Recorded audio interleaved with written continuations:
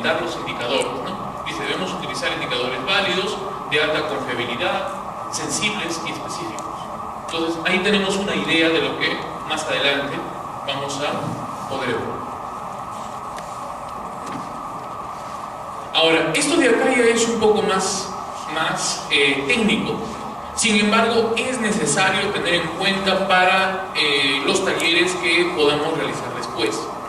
Miren, los indicadores pueden expresarse, ya estamos diciendo que los indicadores son expresiones numéricas que me miden los cambios. Y pueden expresarse bajo diferentes nombres, ¿no? Pueden ser recuentos, pueden ser frecuencias, pueden ser ratios, pueden ser proporciones, pueden ser porcentajes. Estas son definiciones. Un recuento es algo sencillo. 5 personas, 5 accidentes, 5 incidentes, una muerte laboral, 3 enfermedades ocupacionales, ¿no? Eso es un recuento, eso es algo sencillo, es el tipo más simple de medida, simple conteo, nada más, a eso le llamamos recuento. Puede ser frecuencia. Una frecuencia es una medida de la frecuencia con la cual algún hecho se produce, ¿sí? Por ejemplo, se expresa en función del tiempo. Yo puedo decir 3 incidentes en un mes, ¿no? Una enfermedad ocupacional en 2 años, una enfermedad ocupacional en 10 años, eso es una frecuencia. Un ratio, el ratio es una comparación, una fracción que expresa proporción. Por ejemplo, un incidente en 450 trabajadores, es un ratio, ¿no? O 3.5 enfermedades ocupacionales en 10.000 trabajadores, por ejemplo, es un cálculo, ¿no? Es un ratio.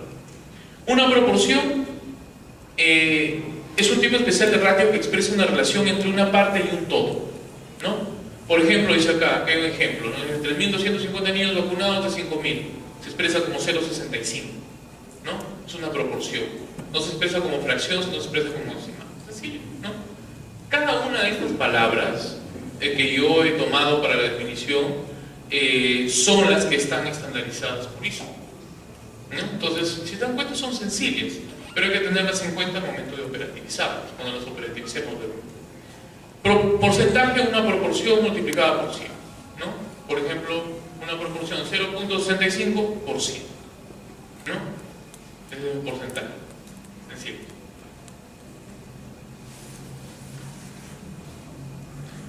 Ahora, otra clasificación de los indicadores, distinta a la que hemos visto, porque la clasificación que hemos mencionado es una clasificación estrictamente numérica, ¿sí? Numérica, matemática, si queremos expresarla así. La clasifica de esta manera, de forma diferente: indicadores de insumo, indicadores de proceso, indicadores de resultado. ¿Se acuerdan que hace un momento vimos acá que habían 3 tipos de... Miren acá, ¿no?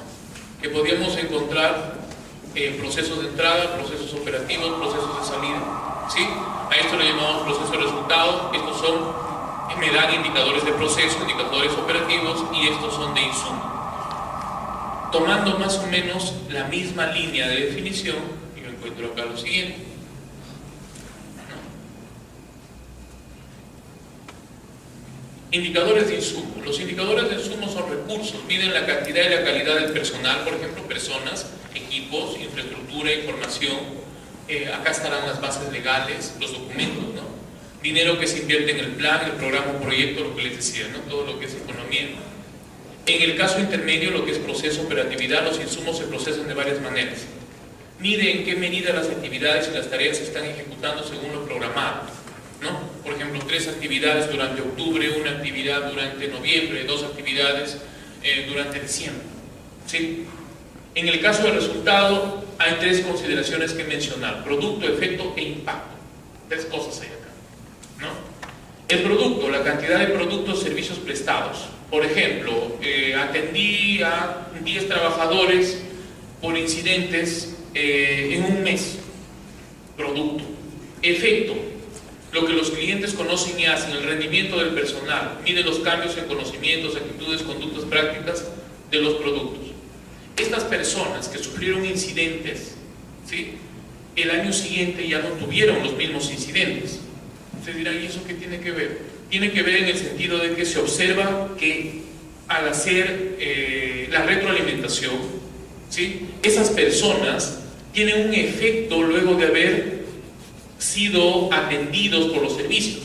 Los servicios le han brindado consejería, les han dado capacitaciones. Pero ¿qué tal si estas personas pasaron por el servicio y el año siguiente son las mismas en tener incidentes? Significa que nuestro efecto es malo, ¿no es cierto? Como producto nosotros seguimos teniendo 10 de repente, pero el efecto no es el adecuado. Entonces, acá hablamos de efecto. Impacto, mide los cambios en el estado de salud, especialmente los brotes de enfermedades y otros estados debidos a los efectos. El impacto. Hace un momento les dije, impacto es una consecuencia sobresaliente. Así le denominamos. ¿Sí? Eso es un indicador. Y acá viene lo que es un estándar. Nosotros debemos tener estándares para cada una de las cosas que vamos a tener en nuestro servicio de salud ocupacional. Es la única forma de que podamos gestionar la calidad. Si no tenemos estándares, no podemos gestionar la calidad. ¿Sí? ¿Qué cosa es un estándar? Un estándar es un estado o situación de calidad esperable, ¿no? Yo les había mencionado hace un momento, por acá les puse un esquema, si ustedes recuerdan, aquí está. Acá. Les dije, ¿no? Vamos a suponer que esta es la característica o el comportamiento de una determinada enfermedad ocupacional. Se supone que para nosotros ya asumimos que el riesgo cero no existe. Y este es un trabajo de alto riesgo, de repente es un trabajo de minería, por ejemplo, de minería subterránea, donde así se utilicen las medidas más altas de ingeniería, se trate de evitar que el polvo cause daño a las personas que trabajan en estas áreas, siempre va a existir el riesgo de que aunque sea unos pocos sean afectados. Entonces, luego de haber analizado las organizaciones más eficientes, con mayores controles, ¿sí? Y con mejor comportamiento ambiental hacia los trabajadores, se determina que el estándar, por ejemplo, de personas que enferman de neumoconiosis, que es afectación por polvo en estas empresas, por ejemplo, es 1. Es 1 el estándar. Entonces, acá tenemos 1. Y luego analizamos, por ejemplo, el promedio de 10 organizaciones y encontramos que el promedio ya no es 1 sino es 3, es decir, algunas tienen 4, otros verdaderamente tienen 1, otros tienen 2, otros tienen 5, pero el promedio es 4. Entonces el estándar es 1 y el promedio es 4. Si yo voy a tener una organización, voy a gestionar una organización similar, lo que yo debo tratar, si se dan cuenta, la mejor organización ha logrado tener un caso de neumoconiosis. El promedio me tiene 4. Y yo voy a gestionar una organización para que mi organización se diga que es eficiente. Seguramente voy a tratar de parecerme al estándar, ¿verdad? Entonces, lo que buscaré es tener en mi organización algo similar al estándar o mejor al estándar. Es decir, o tener 0 casos o tener solamente 1. Pero si me alejo de esto, me alejo pues precisamente de ese estándar, ¿no? Entonces, si analizamos ahora el concepto que da acá, me parece que ahora podría quedar mucho más claro. El estándar, dice, es un estado o situación de calidad esperable. ¿Sí? Entonces, si yo deseo gestionar mi organización para tener 1 como es la mejor organización, estoy asumiendo que ese 1 es un estado o situación de calidad esperada. Ahora, podría tenerlo mejor, ¿no? Si ustedes ven en la ley de seguridad en un trabajo se utiliza esta palabra, ¿no? Puede ser sobre el estándar. Se puede mejorar el estándar, pero no se puede bajar el estándar. Eso es lo que dice. Es un estado o situación de calidad esperada y es factible de alcanzar. Puede ser medido a través de indicadores previamente definidos, ¿no? Esta primera porción también, esa parte, esta frase es importante, ¿no? Nosotros debemos crear estándares que podamos cumplir, ¿no? Es difícil, algunas organizaciones en esto de la implementación que están haciendo de la Ley de Seguridad y Salud en el Trabajo, están haciendo políticas muy exigentes para ellos que no pueden cumplir, o están imponiéndose algunos objetivos que no van a poder cumplir, ¿no? ¿Por qué? Porque si esa empresa alcanzó tener un caso de neumoconiosis, de enfermedad ocupacional, es porque ha invertido bastante, hay muchos recursos, tiene muchos años trabajando en eso, tiene personas muy entrenadas en los sistemas de gestión. Y si nosotros, siendo una empresa novel que recién está empezando, pretendemos tener uno, de repente no lo vamos a lograr y nuestros indicadores van a salir al final como de fracaso, ¿no? Entonces, debería ser factible de alcanzar. Si de repente yo tengo una empresa que es joven, una empresa que recién está iniciándose en esas áreas, quizá lo que debería poner yo es como meta alcanzar simplemente 2, no 1. Quizá mejor que el promedio, que era 4, ¿recuerdan? Pero bajar hacia 2, de tal forma que sea factible de alcanzar y acercarme a esto que ya mostré. Otra concepción de estándar podría ser esta, miren. Alguna situación considerada por una autoridad, interesante, o por consenso general como una base de comparación. Por ejemplo, actualmente decimos, ¿no?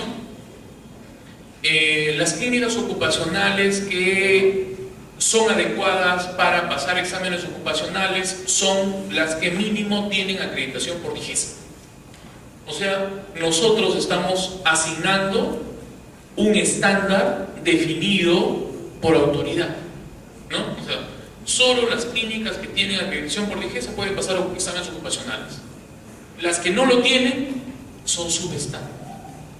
Y las que tienen eso y tienen más cosas están sobre el estándar, ¿no? El estándar, en este caso, lo estamos asignando por autoridad, ¿no? O por consenso general.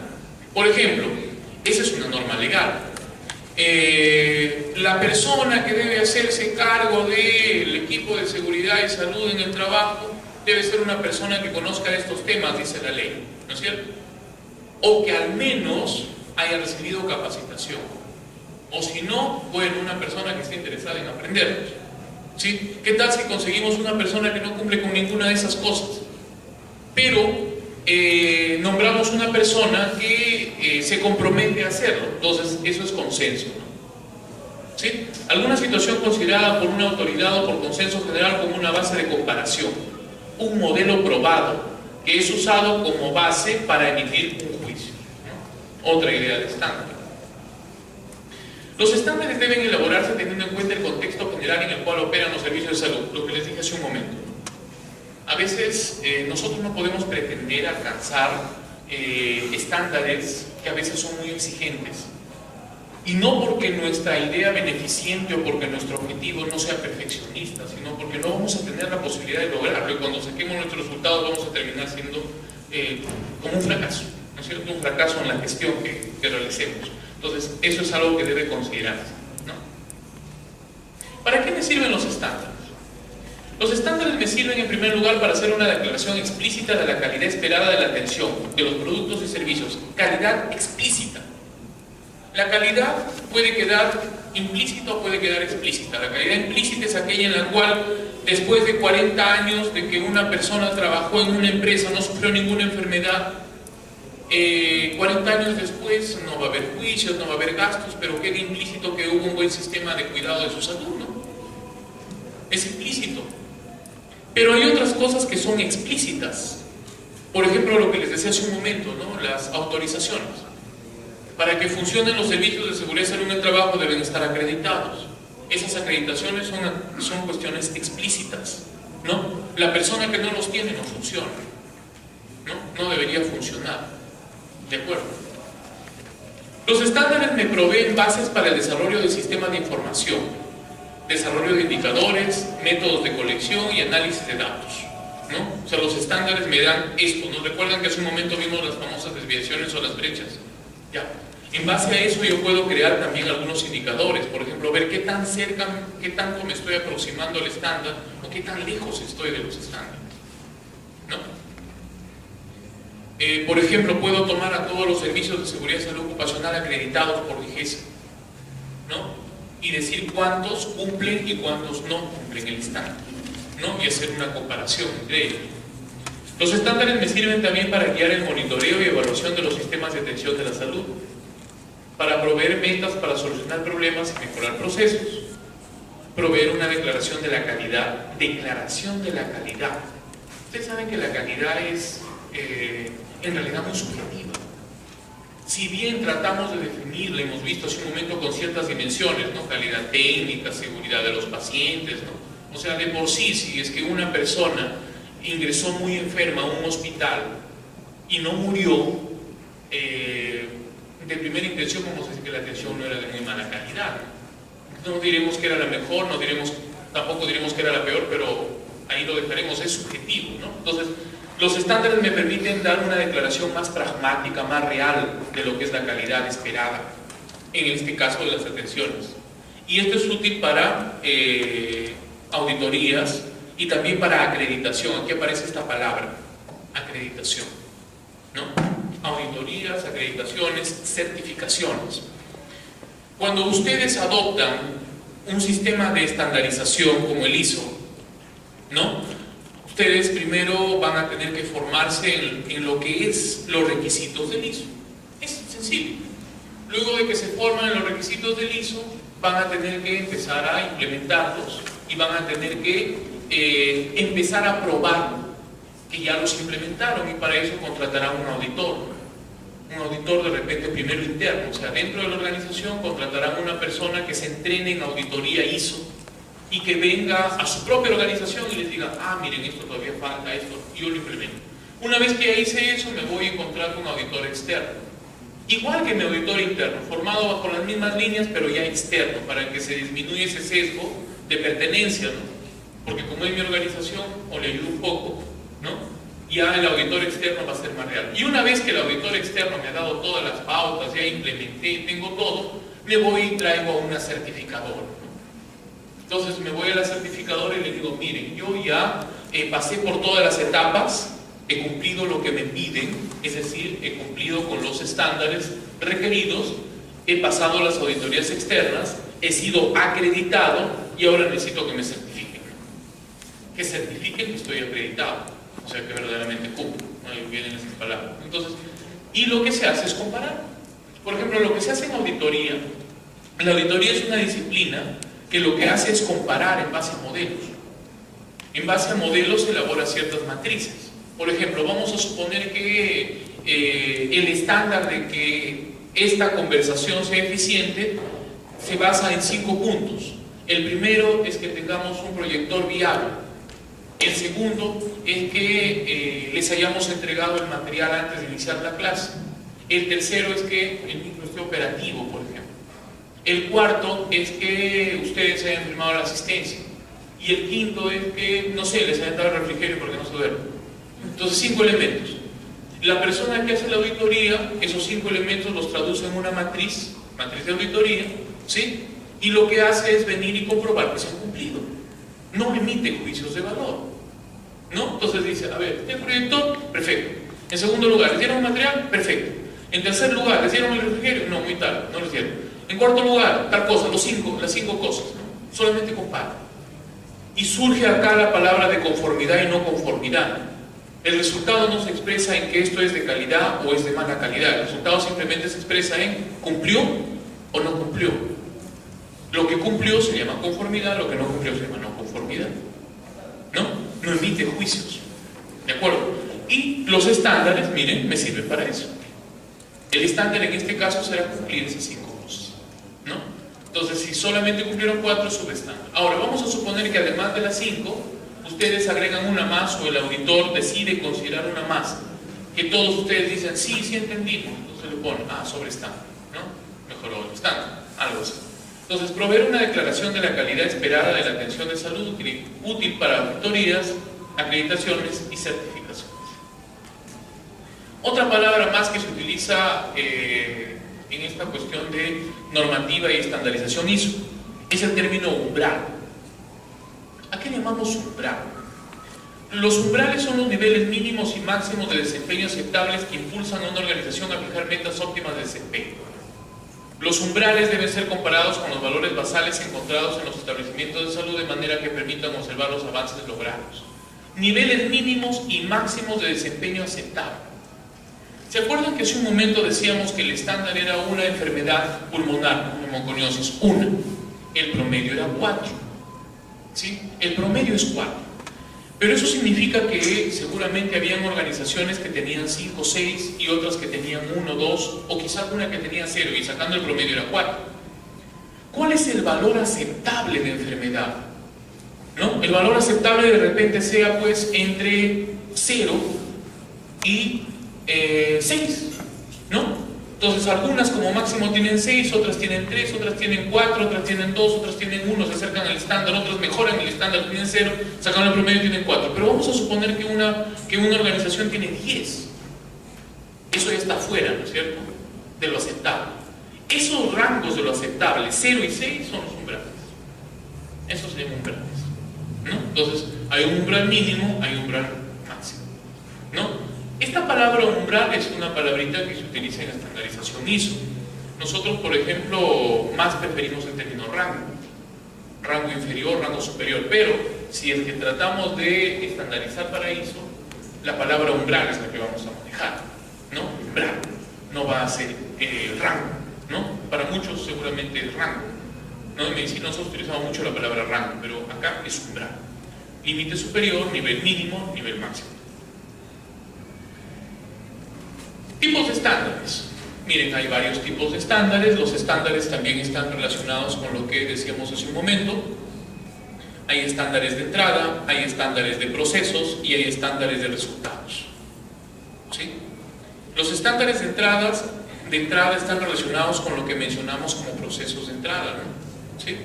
Estándares de especificaciones de equipos, ¿no? El equipo, la infraestructura, los ambientes, los muebles, los materiales e insumos para la entrega de servicios. Yo tengo un servicio de seguridad y salud en el trabajo, ¿de qué dispongo, no? En la organización me han dado un ambiente, me han dado sillas, me han dado escritorio, me han dado algunos equipos para medir el sonido, para medir el ruido. ¿Qué más me dieron? Todo eso son parte de estos estándares, ¿no? Y los estándares son los que declaran las condiciones deseadas de los recursos del sistema de salud. Por ejemplo, en un lugar donde hay bastante ruido, ¿no?, en el ambiente, una metal mecánica, el estándar dice que necesariamente debería haber un sonómetro.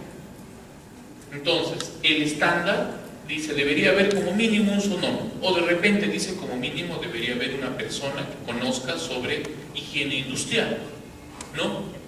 No solamente sepa los conceptos generales, sino que sea un higienista industrial. Entonces, ese es un estándar de especificación de momentos previos. Estándar de procesos. Tienen como propósito reducir variaciones no deseadas en la entrega de servicios. Acá es el servicio mismo, ¿no? ¿Sí? Técnicos de apoyo y administrativos. Y para eso, nosotros tenemos, ¿qué cosa? Tenemos guías de práctica para, por ejemplo, utilizar el sonómetro. Tengo un procedimiento, procedimientos administrativos y gerenciales. Administrativo, cada qué tiempo se hace la medida del ruido, ¿sí? Si de repente tengo dosímetros para colocar a cada uno de los trabajadores, en qué momento del día le realizo la dosimetría, cosas así. Todo esto está detallado en procedimientos y forman parte de los estándares.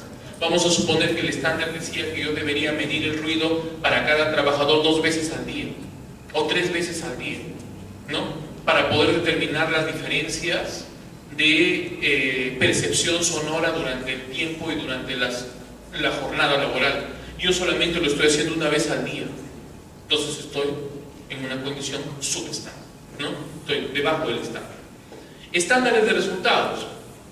Representan niveles óptimos de salud que se espera como resultado de los servicios que el sistema proporciona. Entonces, en este caso, mis estándares de resultados más generales deberían ser ¿cuáles? No accidentes, no incidentes, utilizamos la palabra incidente, no incidentes, no enfermedades. Esos serían los más generales, ¿no es cierto? ¿Sí? Porque se supone que ese es el resultado que espero.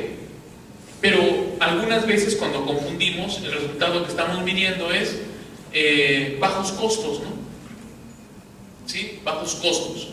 O a veces le ponemos una tendencia más empresarial y lo que se está midiendo acá es, dice, más productividad, menos ausentismo, o sea que los trabajadores falten menos descansos médicos, o menos presentismo. Ya les decía, el presentismo es aquella circunstancia en la cual un trabajador va a su labor, pero no trabaja, pero se va, se sienta todo el día, aparentemente trabaja, pero como está enfermo, está fastidiado, no trabaja. Y eso evidentemente le genera pérdidas a la organización. Entonces, eso de ahí debe estar acá en los estándares de resultados, ¿no? Entonces, tipos de estándares. Estándares de entrada, estándares de proceso, estándares de salida, de resultados o salidas, lo mismo. Los estándares de entrada, miren, definen la calidad esperada de los recursos con los que contamos, ¿no? ¿Cuál es la ventaja de estos estándares? La ventaja es que son más fáciles de medir y son fáciles de mejorar. Claro, ¿no? Por ejemplo, yo necesito 5 sillas para que la gente se sienta cómodamente al momento de esperar una atención, y solo tengo 4, pues fácilmente me consigo otra, ¿no? Son fáciles de medir. Tengo 4, necesito 5, fácil de medir, fácil de gestionar y mejorar. ¿Cuál es la desventaja? Que cumpliendo los estándares de entrada se facilita, pero no se garantiza la calidad de servicio. Ojo, lo que decíamos hace un momento, ¿no?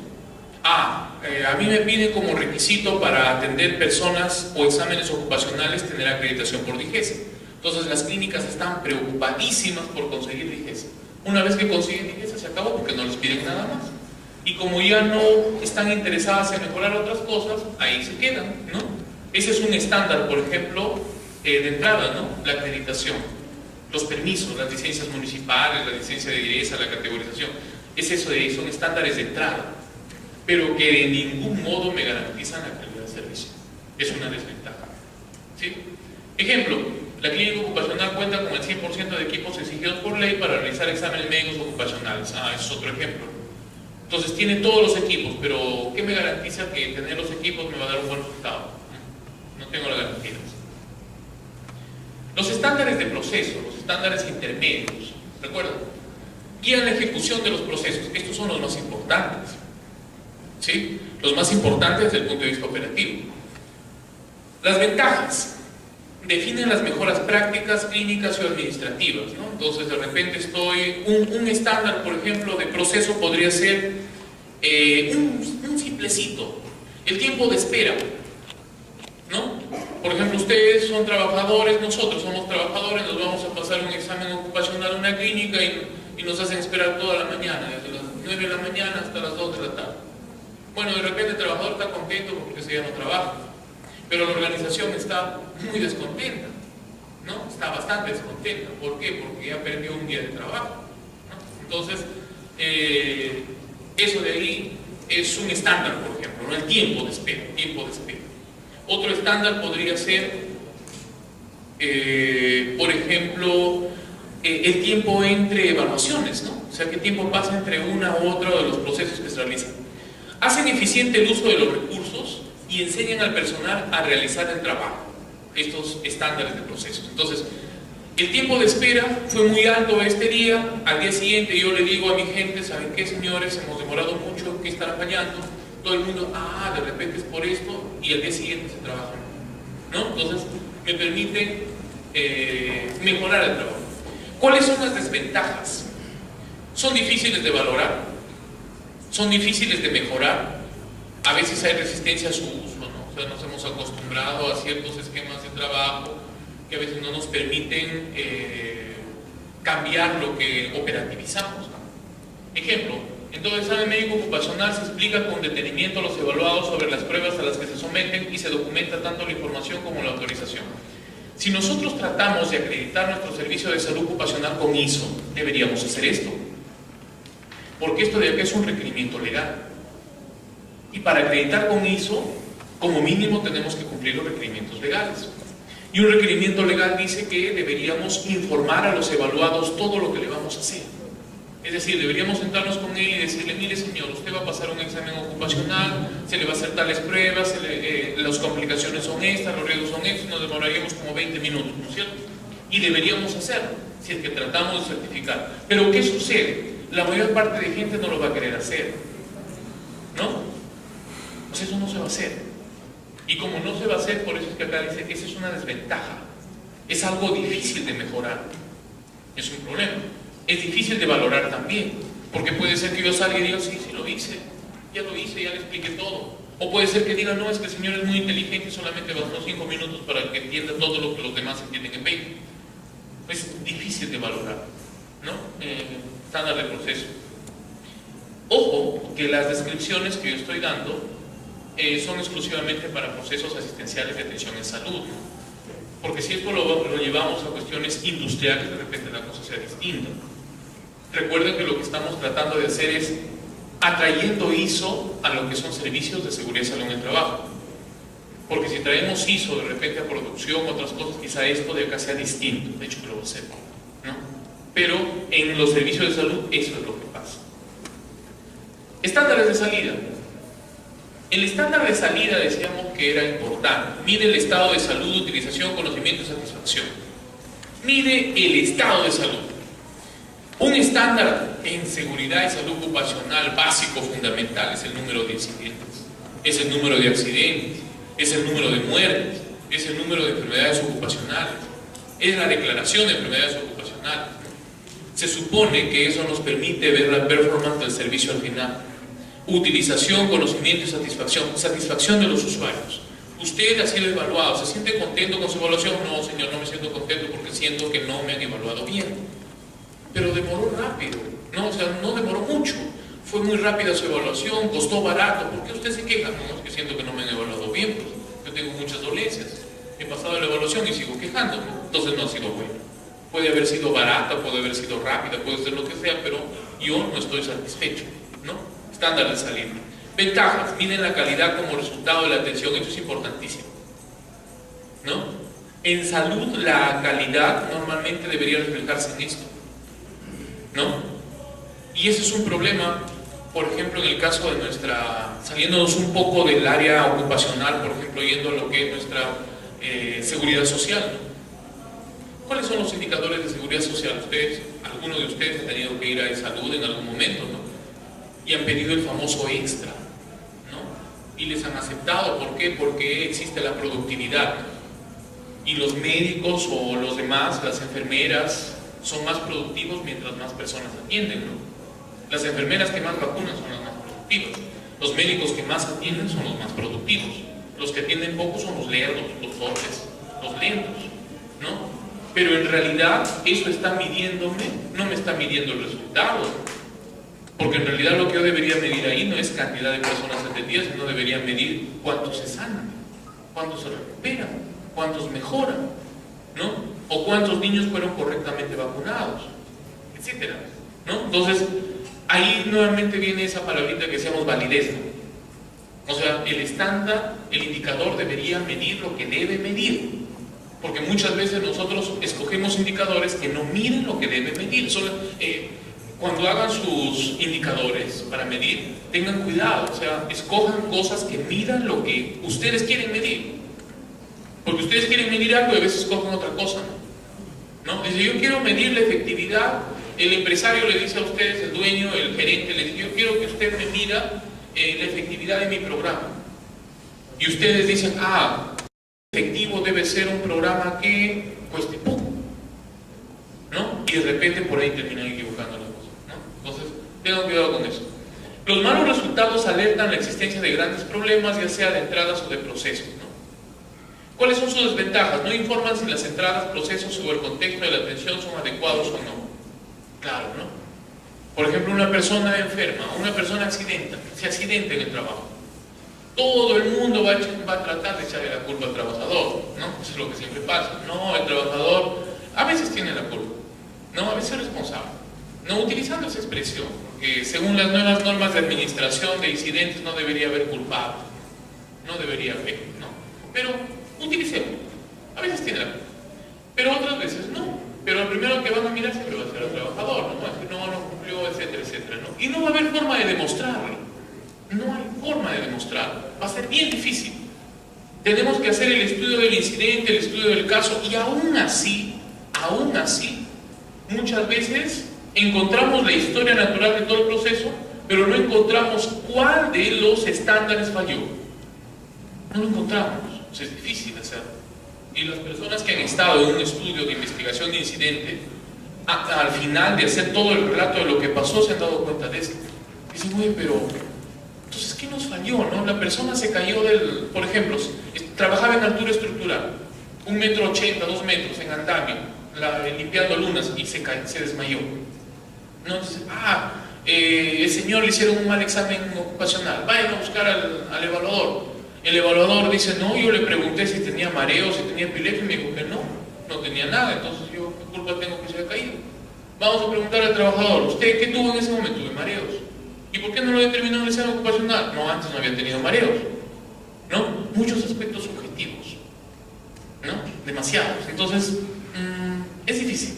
Ejemplo, el 100% de los evaluados en un examen médico ocupacional deberían percibir que han sido adecuadamente evaluados en función a los riesgos a los que se encuentran expuestos. El 100% deberían percibir que han sido adecuadamente evaluados. Si ustedes le preguntan a los evaluados de los exámenes ocupacionales, la mayoría no sabe ni siquiera por qué los evalúan. No saben. Porque la mayoría se va más que todo porque es un requisito legal, ¿no? O sea, ellos saben que es un doble sentido. Porque si bien el empresario está obligado a examinarlos, pero también ellos están obligados a pasar examen. Están obligados. O sea, es un ida y vuelta. Y algunos no saben esto, ¿no? Entonces, si es que no saben eso, en nuestros estándares, ¿cómo los vamos a estructurar? Un poco difícil, ¿no? Difícil. Comunicación de los estándares. ¿Qué significa comunicar los estándares? Los estándares deben comunicarse, ¿no? Y esto es una característica de ISO. La palabra comunicación es inherente a la estandarización ISO. Si una persona, si una organización certifica como ISO, cada una de las personas que forman parte de la organización debería tener nociones del proceso en su totalidad y debería estar comunicado y vinculado con los demás procesos, aunque no lo realice, ¿no? Entonces, si es que yo voy a certificar o pretendo certificar un ISO de seguridad y salud ocupacional, debería cumplir esto, ¿no? Que las personas involucradas entiendan mis estándares, los entiendan, ¿sí? En segundo lugar, los acepten, y en tercer lugar, se comprometan a su implementación. Señor, las grandes, las mejores industrias del mundo tienen un caso de enfermedad pulmonar por exposición al polvo al año. 1. Nosotros tenemos 1000 trabajadores. Significa que si tienen 1 de 1000, alguno de ustedes va a tener la enfermedad. En el mejor de los casos, en el peor de repente más. Entonces yo necesito que ustedes colaboren con utilizar su respirador, colaboren con alejarse en el momento de que el polvo está más abundante en el ambiente cuando se hacen las perforaciones, etcétera, las cosas que se tengan que hacer, ¿sí? Es decir, que entiendan, que acepten cómo pueden contribuir a alcanzar el estándar, a disminuir la desviación, la brecha que existe, ¿no? Y se comprometan a su implementación. Todo deben entenderlo. La construcción de indicadores presupone contar con la información necesaria y que sea adecuada, precisa y confiable, es decir, tener previamente la fuente de recolección de datos, tanto del numerador como del denominador, lo que decíamos hace un momento. Los indicadores normalmente son fuentes numéricas, son expresiones numéricas que tratan de medir algo y algunas veces tratan de medir estándares. Si es que nosotros vamos a hacer eso, lo primero que tenemos que hacer es un estudio de base para recolectar la información de lo que nosotros pretendemos determinar como estándar y luego de eso determinar qué datos vamos a introducir en las diferentes partes del indicador, si es que este es de tipo fracción.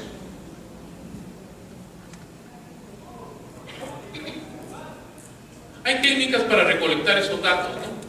La observación, las encuestas, las entrevistas, los grupos focales. Esto de acá también está sugerido en ISO 9001.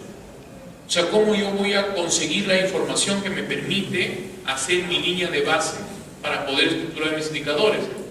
Las técnicas indirectas son revisión de historias, clínicas, CARLEX y otros documentos. Hablando, en este caso, de salud, ¿no? Que es lo que estamos haciendo. Y acá hay un comentario para la cuestión de gestión. Hace un momento yo les decía, la gestión siempre, la calidad se gestiona. Y si bien podemos tratar de aplicar la mejor normalización o estandarización a lo que hacemos, lo que es importante siempre es la gestión. El ser humano debe ponerle ese valor agregado a la actividad y ese valor agregado se conoce precisamente con el nombre de gestión. Miren, en 1939 dice esto: Voy a leerlo, ¿ya? Las tropas soviéticas entraron y anexaron los estados del Báltico, incluyendo a Latvia. El vicecónsul estadounidense en Latvia, capital de Riga, vio lo que estaba pasando y le preocupaba que los soldados soviéticos saquearan la sede de la Cruz Roja Americana localizada en esa ciudad. Se comunicó con el Departamento de Estado para pedir autorización para izar la bandera de los Estados Unidos más alta que la bandera de la Cruz Roja, con la finalidad de proteger las previsiones que allí había. Pero la respuesta que le dieron sus superiores fue: no hagas eso, porque no existe un precedente para actuar de esa manera. Esta palabra, no existe precedente, ¿no? No existe precedente, nunca se ha hecho, ¿no? Entonces el vicecónsul izó la bandera, luego mandó un mensaje al Departamento de Estado en el que decía: en esta fecha he establecido un precedente. ¿No es cierto? O sea, alguien siempre tiene que empezar a hacer las cosas, ¿no? Siempre es así. Y esta de acá más o menos es la filosofía del gestor. El gestor es una persona que siempre está iniciando algo, siempre, a pesar de las dificultades o de lo complicado que pueda ser. Tratar de adaptar un ISO a un servicio de salud, a un servicio de seguridad, a un servicio de seguridad y salud ocupacional, déjenme decirles que no es tan sencillo. Es algo, no es imposible, pero no es tan sencillo. Entonces, las personas que pretendan tomar esa normativa y aplicarla a los servicios tal como ahora nos lo muestra las exigencias de nuestra ley, ¿sí? Tal como nos lo muestra, no va a ser fácil. Pero si actuamos como gestores, evidentemente se va a lograr, ¿no? O sea, va a poder realizarse, va a poder operativizarse. No va a ser algo imposible de lograr. Un comentario para eso, entonces. Y bueno, vamos a ver la última presentación que tenemos. Si tienen alguna pregunta o algún comentario, encantado de que lo puedan manifestar. Vamos a empezar con esto último. Espero que se esté entendiendo las cosas que estamos diciendo, o al menos que no se entiendan de manera confusa. Hay muchos términos técnicos, precisamente si estamos hablando de estandarización, hay muchas palabras que forman parte de eso, ¿no? O sea, son términos ya estandarizados que simplemente yo los estoy comentando con la finalidad de que ustedes los puedan tener más claros, pero que los van a entender plenamente cuando los operativicen. O sea, cuando empiecen a operativizarlos, seguramente los van a entender recién ahí mucho mejor. Entonces, miren, la primera presentación que yo les he mostrado ha ido orientada a que ustedes tengan una idea general de cómo concebir la calidad desde el punto de vista de prestación de servicios de salud, tratando de darle un enfoque hacia seguridad y salud ocupacional. Primera presentación. La segunda presentación ha sido más conceptual, ver qué cosa es un estándar, qué cosas son los indicadores, por qué es importante estandarizar, por qué es importante comunicar la estandarización, por qué es importante materializar en documentos, ¿no? Y operativizarla de manera similar a todo nivel de la organización. Y en este momento viene el tercer punto fundamental para poder aplicar la normativa ISO a los servicios de salud ocupacional. Y es el enfoque de manejo de gestión por proceso, ¿no? La normativa ISO gestiona la calidad en base al reconocimiento y al trabajo de procesos. Entonces, igual que lo demás que hemos visto en las dos presentaciones anteriores, en el caso especial de la prestación de servicios de salud, también nosotros podemos gestionar por procesos, pero los procesos tienen algunas características particulares, como en cualquier organización. Esas cosas las vamos a ver en esta última presentación. Entonces, vamos a hablar del tercer componente de nuestra conversación, tratando de adecuar la normativa ISO a los servicios de seguridad y salud ocupacional, la denominada gestión por proceso y calidad asistencial. ¿Sí? Miren, esto de acá es un esquema de cómo, este es un esquema que yo ya he comentado, pero no en este sentido, sino de una manera distinta. Recuerden que hace un momento les dije que la gestión de la calidad ha ido cambiando con el tiempo, Por ejemplo, inicialmente era función de los directivos, ¿no? Los directivos se encargaban de la calidad, ¿no? ¿Por qué? Porque tenían la presión de las zonas gerenciales, influenciaban los costos, etcétera, ¿no? Entonces, en algunos casos nuestra gestión de calidad todavía está por este lado en algunas organizaciones, ¿no? Entonces, es solamente directiva, no hay compromiso de las otras áreas que forman parte de la calidad, incluso los mismos usuarios no están comprometidos. En el caso de salud ocupacional, por ejemplo, comprometer a los trabajadores es muy importante, porque si mi objetivo primordial es prevenir enfermedades y prevenir accidentes, si es que yo no cuento como aliado con el trabajador, así yo tenga las mejores medidas y las certificaciones, no voy a poder tener buenos resultados. Y eso se ve mucho, por ejemplo, en empresas en las que va a haber bastante rotación de personal. Cuando una empresa no tiene mucha rotación de personal, por ejemplo las fábricas, ¿no? Las grandes fábricas no tienen rotaciones grandes de personal porque su personal siempre es el mismo, no hay problema. Pero ¿qué tal si las organizaciones tienen mucha rotación de personal?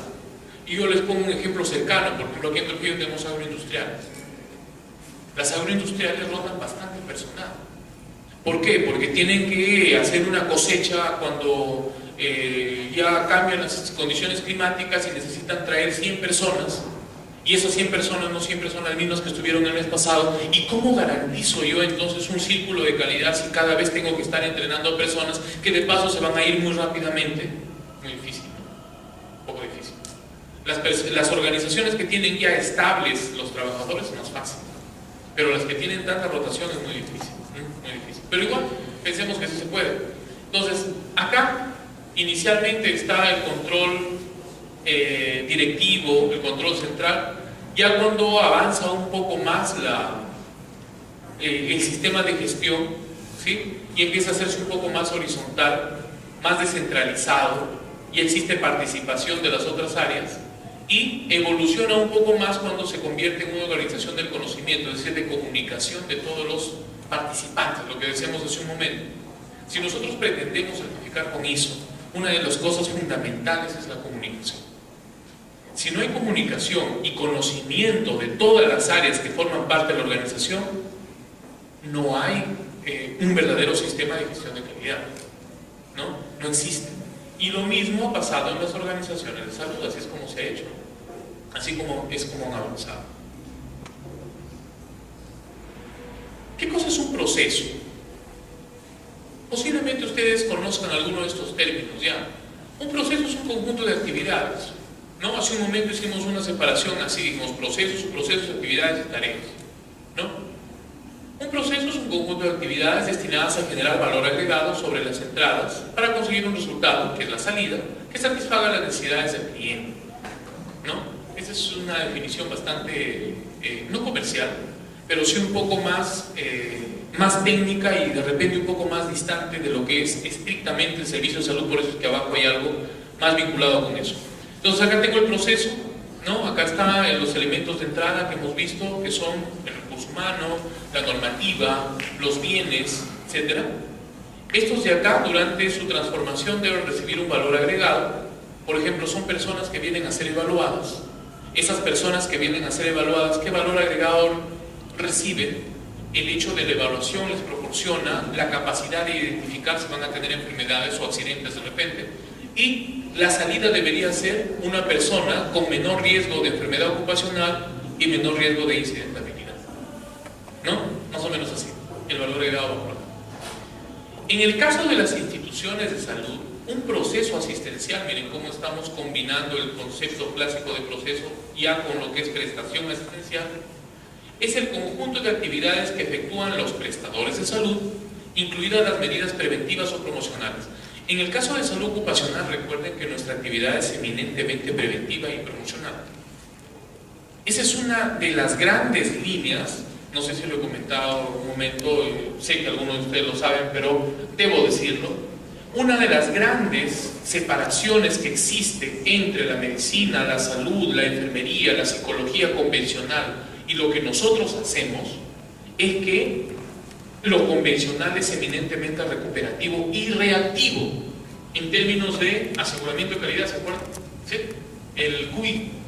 En cambio, lo que hacemos en ocupacional es eminentemente preventivo. Eso se llamaba proactivo, ¿no? Por eso es que nuestros indicadores de salud ocupacional tienen que ser indicadores proactivos y no indicadores reactivos.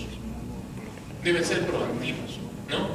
Ahora, en el marco de las instituciones, entonces, dice un proceso asistencial incluye medidas preventivas, promocionales, diagnósticas, nosotros no tanto, terapéuticas, cuya finalidad es elevar tanto el nivel de salud como el grado de satisfacción de la población que recibe los servicios.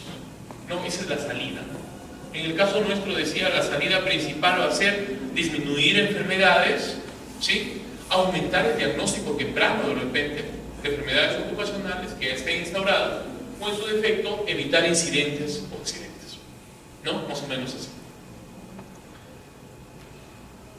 ¿Qué cosa es el valor agregado del que yo lo he esquematizado acá con este cuadrángulo verde en la parte superior? Es el valor que se añade al proceso, que debe verse como un incremento en el tiempo donde la participación de todos y cada uno de los involucrados afecta a la calidad del resultado del producto final. Mira, participación de cada uno de los involucrados. Estamos hablando de calidad total. Se supone que participan, ¿se acuerdan? Los componentes de la calidad en salud. Calidad técnica, es decir, los profesionales que ejecutan. Infraestructura, ¿no? Por otro lado, las relaciones interpersonales de ese personal que atiende con las personas que son atendidas, y también disminución del riesgo y aumento de la seguridad. La combinación de estos cuatro deben verse traducidos en disminuir enfermedades y accidentes, y a esta curiosa combinación que me permite que al pasar esta persona por una evaluación termine con esa consecuencia, se llama valor agregado. Ese es el valor agregado, ¿sí? En las organizaciones que principalmente prestan servicios, como es el caso de la salud, el activo más importante que añade valor al producto final es el recurso humano, importante, ¿no? Entonces, acá el comentario nuevamente, ¿no? Esto es importantísimo, esto de acá es importantísimo, ¿no? Cuando nosotros hablamos de líneas de producción, cuando hablamos de organizaciones que no son prestadoras de servicio, y mucho más, prestadoras de servicio de conservación de la salud, no necesariamente el recurso humano es lo más valioso. Puede ser una máquina, ¿no? Que me empaque, la que dé la característica primordial al resultado, la rapidez, no sé. Pero en este caso es el recurso humano. Entonces, este recurso humano que van a ser, por ejemplo, si ustedes forman parte de los servicios de seguridad y salud ocupacional en las áreas de higiene, de seguridad, ya sea de salud o en las clínicas ocupacionales, el resultado va a depender mucho de esto, y en todo caso no dependerá tanto de las acreditaciones, no depende tanto de eso. Entonces, partiendo de esto, lo que deberíamos evaluar principalmente, por ejemplo, en los centros proveedores de servicios, no debería ser la acreditación de IGESA, no deberíamos evaluar el recurso humano, ¿no? Eso es lo que deberíamos hacer. En salud destacan como elementos de entrada todo aquello que se engloba en el término de tecnologías sanitarias. ¿Cuáles son las tecnologías sanitarias? Equipamientos, ¿no? Los medicamentos, el ambiente donde se elabora, las normas, los procedimientos, los estándares, los sistemas informáticos, etc. ¿Sí? Esta palabra, tecnologías sanitarias.